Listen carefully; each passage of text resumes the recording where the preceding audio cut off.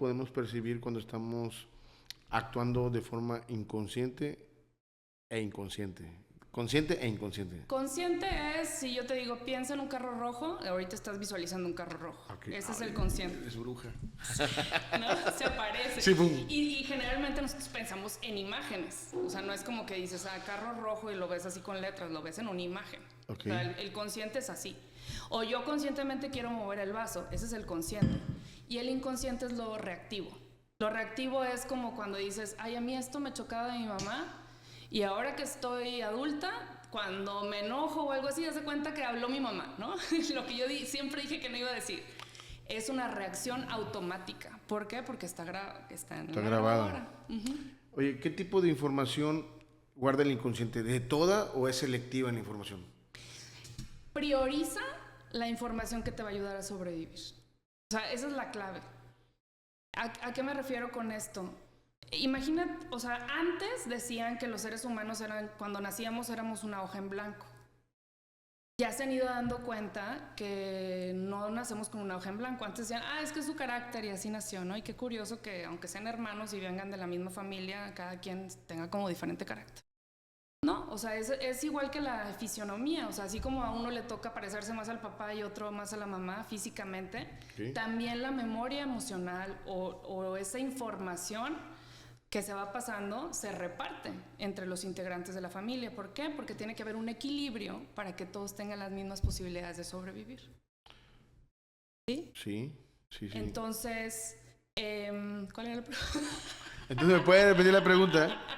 ¿Qué tipo de información almacena? O sea, yo te preguntaba que si almacena toda la información o es selectiva en el subconsciente. Está almacenando todo, o sea, es como una cámara de video que si mientras tú no la apagues, sigue corriendo la cinta, ¿ok?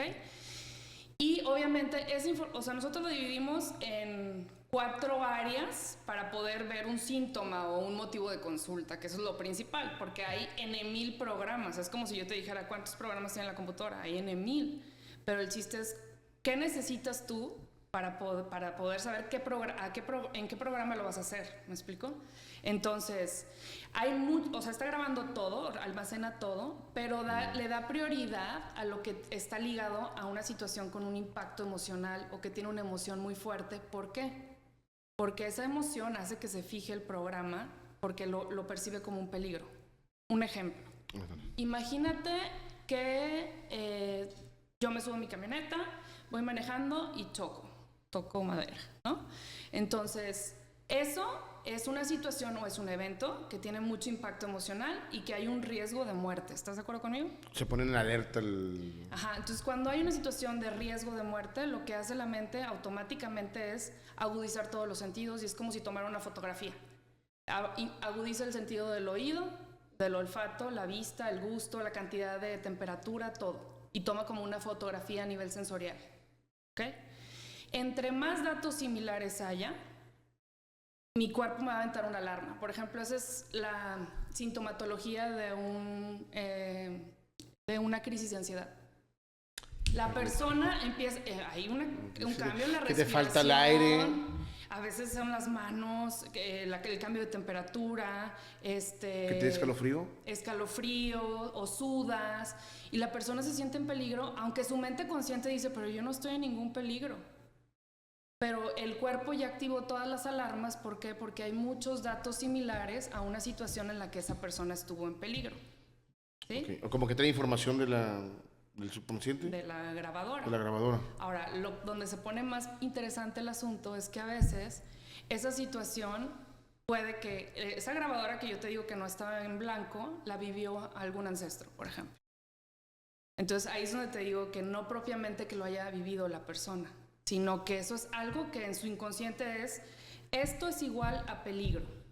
Y entonces yo voy a encender las alarmas. Pero el conflicto, que es la mayoría de las personas que llegan conmigo a consulta, es eso, o sea, ¿pero por qué me pasa esto? No entiendo por qué me pasa esto. Entonces mi labor es ayudarlos a hacer el lazo, ya sea dentro de su propia vida, y si no hay un evento en su propia vida, hay 3 posibilidades de dónde sea la raíz. A ver, platícame. La primera, que es muy parecido a lo que dicen los psicólogos tradicionales, es la infancia.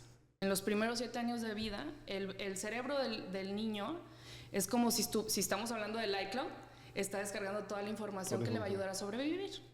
Dentro de la infancia hay un periodo todavía que es más en automático, que es hasta los 3 años. Entonces hay un periodo que han visto desde un año antes de la concepción hasta los 3 años, se llama proyecto sentido gestacional, que es todo el contexto emocional, o sea, lo que estaba viviendo la pareja, o sea, papá y mamá, también durante el embarazo, las emociones, principalmente la mamá, porque pues obviamente el bebé está dentro del vientre materno, pero también el contexto general, y el parto, todo eso influye, y sobre todo el proyecto sentido tiene que ver mucho con tu razón de ser a nivel inconsciente para la familia. Por ejemplo, si hay una pérdida de un ser querido, pues es una forma de, o sea, el bebé es como la alegría en medio de la tristeza. Entonces son personas que probablemente van a tener una tendencia a hacer chistes, a hacer más, o sea, tratar de que la familia esté siempre contenta. Por ejemplo, un psicólogo se programa así, cuando hay duelos en el embarazo o en este proyecto sentido gestacional. Parte de mi historia, por ejemplo. A ver, platícame de eso, de tu historia, de esto particular. Bueno, nada más déjame terminar de decirte de los 3. El tercero. Okay. Y el tercero es el transgeneracional, que gracias a Dios ahorita cada vez hay más información de eso, que es todo lo que pasa en generaciones anteriores, en el árbol genealógico. O sea, por ejemplo, este caso que decíamos del choque o el accidente, a veces se activa, es lo que te decía, ¿no? Una crisis de ansiedad porque me subí a un carro, pero yo nunca he chocado, entonces no entiendo, no hay un sentido. Entonces, si no hay un sentido, tenemos que escarbar en la parte, nosotros llamamos estructural, que es infancia, proyecto sentido gestacional y transgeneracional. Y muy probablemente ahí vamos a encontrar, por ejemplo, algún accidente de alguien que falleció en un choque o algún atropellado, etc. Fíjate, o sea, tiene una lógica inconsciente también.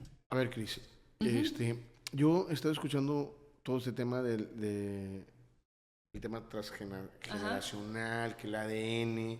¿Existen pruebas científicamente que digan sí? Sí. A ver, dame un ejemplo. Por ejemplo, a nivel orgánico, o sea, es que todo esto tiene relativamente es joven. Por ejemplo, nosotros desde el punto de vista de psicosomática clínica tiene que ver también mucho la relación del cuerpo o los síntomas físicos con el impacto emocional o las emociones. O sea, por ejemplo, si tú me dices el hígado, pues yo sé la historia del síntoma, pero no sé qué te pasó a ti para desarrollar ese síntoma, no sé si me están a entender. Sí, como que tienes las bases, pero... El que empezó con eso fue el doctor Hammer, que es el de las 5 leyes biológicas. Él hace cuenta que, pues siendo médico, tiene una situación en la que le matan a uno de sus hijos y él empieza a desarrollar cáncer de próstata y su esposa creo que cáncer de seno. Entonces él dice, qué curioso que a raíz de la muerte de mi hijo nosotros dos nos enfermamos de órganos que sirven para la reproducción. Y empezó a investigar. Y luego se empezó a dar cuenta que incluso en el cerebro, a la hora de hacer tomografías, había algo que era como... No sé si cuando has visto en las radiografías que se ve como un balazo, ¿se cuenta? O sea, es como un círculo que se llaman focos de Hammer, que es la localización de la parte del cerebro que rige el órgano. Entonces, él podía incluso ver la situación de impacto emocional en el cerebro. ¿Me explicó?